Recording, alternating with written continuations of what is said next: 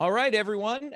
Thanks again for joining us for another edition of Moving Beyond the Coronavirus Economy. My name's Tom Dufour, CEO with Big Sky Franchise Team, and we have a great presentation in store for you today as we have some attendees loading in. I am so thrilled and grateful to be introducing someone that I've worked with and known for many years in the franchising business, Diane Rosenkrantz, who will be talking about Tenet Financial and some different ways to secure funding and gather funding for franchisees coming into your system, or maybe just funding in general for small business funding. But the focus here is really on franchisee funding. So Diane, with that, I'd love to turn things over to you. Thank you so much again for being here, and take it away. Absolutely. Well, thanks, Tom. Pleasure to be chatting with you and sharing some information about funding and how it can be leading towards some great things for their candidates. Just as a very brief scenario, I've been a senior consultant with Tenant for the last 13 years. I can work with clients throughout the country. My background's in pension and training and customer service. I've been specializing with franchise funding ever since I came on board with Tenant. My background at Mass Mutual, Cigna, Connecticut General, and pertaining to helping either candidates or franchisors help navigate through this funding is what we specialize in. And it's a pleasure to be able to help people find their entrepreneurial dream and to do that with as minimal debt or as stress-free as possible. So without further ado, let's dig right in. So I really like this slide saying, don't let funding be an obstacle. There are many people who are going to have straightforward paths, and they're going to have some individuals that are going to have to think outside the box. Maybe they're going to have to get a partner or a relative or a friend. Maybe they had something that they didn't know that they could tap into. So we really try to, in essence, pull back all the layers of the onions to see what might be feasible and possible to get a person to the funding level that they need. Now, I've kind of segregated this as to what are very important questions and what are the key topics that a franchisor really needs to at least explore with their candidate to have an idea in reality if that particular candidate, either themselves or with their other resources, are fundable. And so a lot of people don't like to ask too many questions or to get too personal, but I think based upon asking the questions in this way, you're going to learn about them by what they say, and you'll also learn by what they don't say. And again, that old phrase, a person will let you waste your time if you let them. So certainly, for example, if a person has $300 and 600 credit score, they're not going to be able to get funding. So here, for example, is how I think it might be able to be posed to a candidate. Have they thought about how they would fund a business? Great open-ended question. Did they set aside any particular money for this new investment? Definitely by things that they say, you'll have an idea, were they going to do this independently, or are they potentially working with other partners or investors? If a person is looking for debt funding, any type of loan whatsoever, and we're going to dive into those, they will need to know their credit scores. Some people might have an idea, might have a ballpark, maybe they haven't checked in years. The annualcreditreport.com site is a really good one. It will show a person all 3 credit scores, all credit history, so there's no guessing. If a person said, oh, they got it from a bank statement or a credit card statement, that might not likely be the most accurate. And so here's a way that they can learn their credit scores. The last bullet is really exciting. based upon where your client had come from, what their background was. Are they retired? Did they work for a couple of companies in the past? Did you know that they could use pre-tax retirement funds to start a business without incurring an early withdrawal penalty and without taking a taxable distribution? This is what's called a rollover as a business startup. This is the most common franchise funding option and probably the most common for the last 10 years or more. And we're going to go into detail about that. So we're going to talk about both debt and non-debt funding. The reality is there are really two paths. They're either using equity, their own cash, their family or friends' gifts or giving them money, or using those IRA or 401k funds. That's their own type of funding, their own equity, as opposed to debt, loans or lines of credit, things that must be paid back. So now looking at these two options, let's proceed and look at what are the most common possibilities are. We referenced that rollover option, and it goes by a couple of different names. It's called a rollover as a business startup. It's also known as the 401k or IRA rollover. Technically, it is called a self-directed 401k. And again, this is for pre-tax retirement dollars.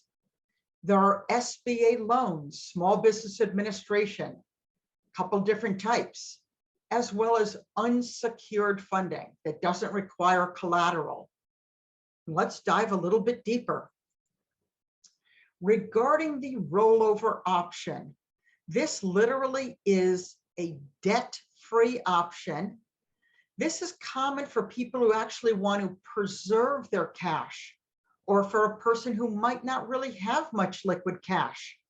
Some people have most of their wealth in their home, or they might have a lot of their wealth in 401k or IRAs versus having it in a savings or checking account.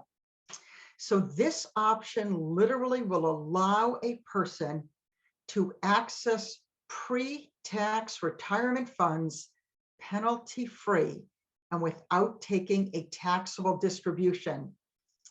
Now, ironically enough, this funding option, if you look at the initials, rollover as a business startup, the initials are ROBS, R-O-B-S. I want to make note that we did not create this unique name because who really would say, hey, what's a great name for a funding product and call it ROBS? So it simply is the nickname. We didn't create it, but it is referencing the rollover option. And Diane, this is Tom, just to jump in. Yes. It is a terrible name. I mean, I laugh Yes. every time I hear the description of the acronym there. Yeah, I agree. Yeah, you're spot on. And I tend to really almost never use that name at all because it is so unique and a little really misproportionate. But some people do know it by that name, and so therefore we reference it. But so all right, looking at this rollover option, which can be for any business expense, any business purchase, even to pay salary. Think of a person who left their job or who lost their job. Maybe they're dipping into savings or checking. I know too many people that reach out to me after the fact. They've been taking money out of their IRA. They've been taking money out of their old 401k, getting hit with substantial taxes and penalties until they meet you or learn about this from you or from someone like Tom. So this is how we help clients step by step. We're going to form their new corporation, and we're going to create a brand new 401k plan for their new business. So two entities will set up their corporation in any state they want. We're going to set up a new 401k plan. That's going to allow their old retirement dollars to have a place to go into. For example, a person has $200,000 in an old IRA. It's never been taxed. They want to inject money in a new business. That old IRA would be moved into the new 401k of their new company. Let's say they roll over 200,000 and they need 180,000 for the business. 200,000 goes in the new 401k and they're able to wire out 180,000 into their company bank account where it's completely liquid and able to be used for any business purchase, any business expense, and even salary. And knowing that an individual might have been out of their job for weeks or months, this could be a beautiful thing, knowing that they could pay themselves a salary from the beginning. It is literally complete liquidity where the money ends up in their company bank account at any bank they want, that they can use the money. The process generally is about 4 weeks from start to finish. And this is again for any type of for-profit business at all. Here are some key points. The funds that are going to be possible must be pre-tax. What we call it IRA or 401k, but there's so many other types of retirement accounts, depending on whether they work for the government or the military or the school system. So there are, as long as it is a retirement account that they've never been taxed, and it does need to be, if it's a retirement account from a prior employer. So if you had a person that worked for company number one for 20 years, they built up the 401k. They then decided to move to job number two. If they rolled over the 401k from the first job into the new 401k plan, they can use the prior 401k dollars, but they can't use 401k from their current employer. The rollover is going to make sense for a person that has and wishes to use $50,000 or more of their pre-tax funds. So whether it's 50 or 100 or $1 million, the process is exactly the same regarding the rollover criteria and the process and the flow. Start to finish, about 4 weeks. Let's jump over to a non-equity, a non-personal cash. Loans. The first loan we'll talk about of the two are larger loans, loans that are 150 or greater. These are called 7A loans. I'm going to jump down to the very bottom of the screen. An SBA loan is feasible if the franchise is on the registry.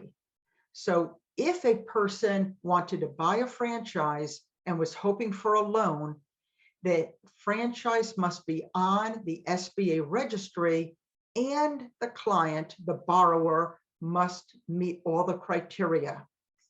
So in general, the equity injection that a person needs to bring forth is between 20 and 30% of their own non-borrowed cash for a startup franchise. They also need to have cash reserves. That's money above and beyond that injection. Very often that's going to come if they or their partner or spouse is currently working. They're going to have additional money in savings or checking, money market. For larger loans, the 7A loans, the lenders are required to look for as much collateral as they can. Equity in a home, equity in a condo, for example. Typically, they're looking for credit scores 685 or so. The bank's going to look for their business experience. What type of relatable experience can the person show the lender? They'll need a business plan. They'll have to prove their ability to repay the loan. If it is a brick and mortar business with a storefront where they need to have a lease agreement and the letter of intent and insurances and permits, these are likely to take about 4 months or so to close. If you have a client that had, or a candidate that had a bankruptcy, lenders are likely to look for that to be more than 7 years in the rearview mirror. So these are the highlights of a larger, quote unquote, larger SBA loan.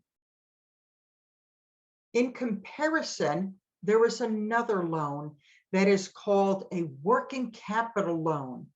It is an SBA loan backed by the government. These are loans that can be up to $150,000. Most common, somewhere between $75,000 and $150,000. We at Tenet Financial Group are a loan packager. We can help your candidates with loans of any size based on their criteria. What is needed for this working capital loan, which sometimes is known as the SBA Express, is that the person must have 11% of the total project cost of their own money. In a $150,000 loan, that is somewhere near $17,000. However, that is a very small amount, $17,000 upfront cash. But in order for someone to qualify, they must have an additional $50,000 in their savings or checking or money market or in an IRA in order to have a chance of approval. They don't have to use that extra 50 at all, but they must have it in their own possession, non-borrowed. There's no collateral required. They must have a 685 or better. And again, with the SBA, a loan is only possible if the franchise is on the registry. This working capital loan is perfect for a service-based business because the loan cannot be used for construction or build out. It is also for a new startup. A person cannot use this to buy an existing business. So that is regarding the smaller of the two SBA loans. Another option that some people have interest in is unsecured lines of credit. These are 0% introductory rates on credit cards. Basically a fancy name for credit card stacking. This is possible if a client has credit score of 700 or better. They have to have had a credit history of 5 years or more. They don't need any collateral. They likely need to be employed with an income of 50,000 or more to get a pretty good approval. And overall, based upon how high their credit is and how low their debt is, a person could get between 20 and 80,000. They could. And the funding is usually between 3 and 5 weeks. These are 0% introductory rates on bank credit cards. And we work with clients to help them with this option. Another option that has skyrocketed in people's interest during the last 6 months or more is a non-SBA unsecured term loan. also called a personal term loan. That first bullet, it's an alternative to SBA funding. So it's a non-SBA loan. So if the franchise is not yet or not on the registry, if the individual did not have that extra $50,000 of non-borrowed cash, this might have an appeal. There's no cash injection required, no cash reserves. The pre-approval can be done within usually 2 days, and funding generally in 3 weeks if the client did not need to lower their current credit card debt. These are loans that are between 5 and 7 years in length, credit scores of 680 or better, and this is only feasible if the client or candidate is employed with an income of 50,000 or more. Literally about a week ago, I successfully helped a client with this personal term loans of $229,255 for one person. They were using the money for a restaurant that they were opening, a franchise, and they didn't have the criteria, didn't want to wait the 3 or 4 months for the SBA, and they used these personal term loans to get substantial funding off of these term loans that are unsecured. And people can certainly do a combination of funding. They can do the rollover plus unsecured funding. They can do the rollover and SBA funding, depending on the individual's financials and what might be possible. So at Tenet Financial Group, I'm a funding consultant. I will work with your client or candidate to review their financials, to learn what options might be possible, to answer their questions, to literally educate them on possibilities. We're not pushing, we're not selling them something. Every person is totally different. We're going to handhold a client through each step of the process, be as responsive as possible, as quick as possible. We know this phrase, time kills deals. If you're working with someone and you refer them to me, I will jump on the lead as quick as possible to ensure that I reach out, share information, and have availability to connect with them so that we could see what is going to be possible. So that is my contact information, and we could perhaps, Tom, answer any questions.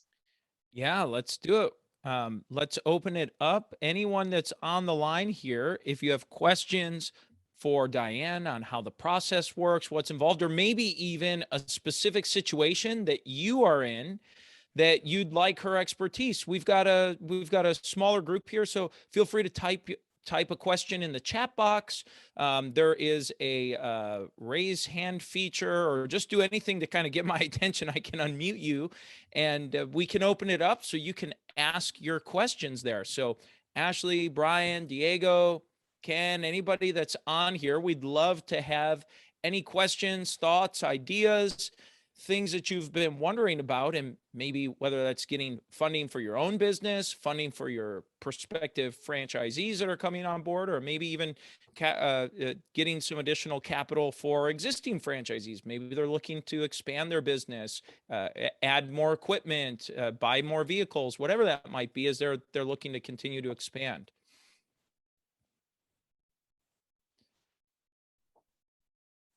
And if people didn't want to ask something today or wanted to formulate their thoughts, definitely write down my number, write down my email. I could certainly reach out at any time. Great. Looks like you've got some chats. Here we go. Can the ROBs be used for rental real estate?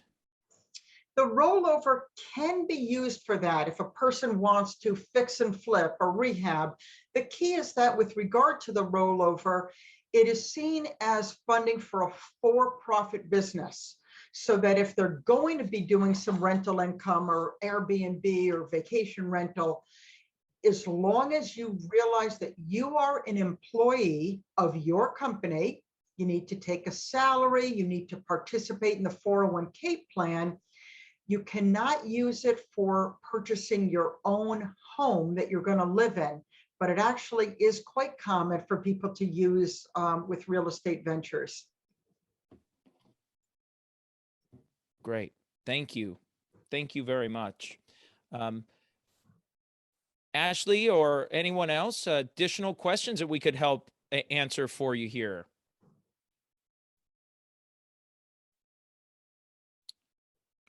All right. Well, I'm not seeing any other questions here. So Diane, any parting things you'd like to close with here? All right. Well, first I want to thank everybody for attending. Really appreciate it. It was a lot of information to cover in a half hour or so. So we're kind of trying to zoom through it a little bit. But the beauty of it is that we're here to help out, to explore possibilities, and to see what's going to be possible for you or your candidate. And as you say, to either recapitalize a business, to start a new one, or to add to the business that they currently have. Yeah, great. Thank you so much. And just as a reminder, I've known and worked with Diane for many years in franchising. She's been just a joy to work with and helping you through this process. I actually went through this process myself in working with Diane here maybe 5 or 6 years ago for another business I was involved with. So she made the process painless and easy. So just as an endorsement there that you helped me go through that process there. One question that came in here, Diane, is just, would you be able to make your slides available for the attendees? Oh, absolutely. Absolutely. So Tom, I could send it to you, and Sure. or if you wish to share their emails with me, either way, absolutely possible. Yes. Okay. My pleasure. Excellent. Excellent. Well, what we'll do then is we will, I'm not sure. I'll have to ask our marketing people what's the best way to do it. Okay. Whichever is the most convenient and easiest way to get it across to everyone, we'll go ahead and do that. Excellent. Great. Well, Diane, thank you so much again. And thank you all for tuning in and for participating in this, in concluding this presentation here for Moving Beyond the Coronavirus with Diane Rosenkrantz and Tenet Financial. Thank you so much for being here. We really appreciate it. My pleasure. Everybody have a great day.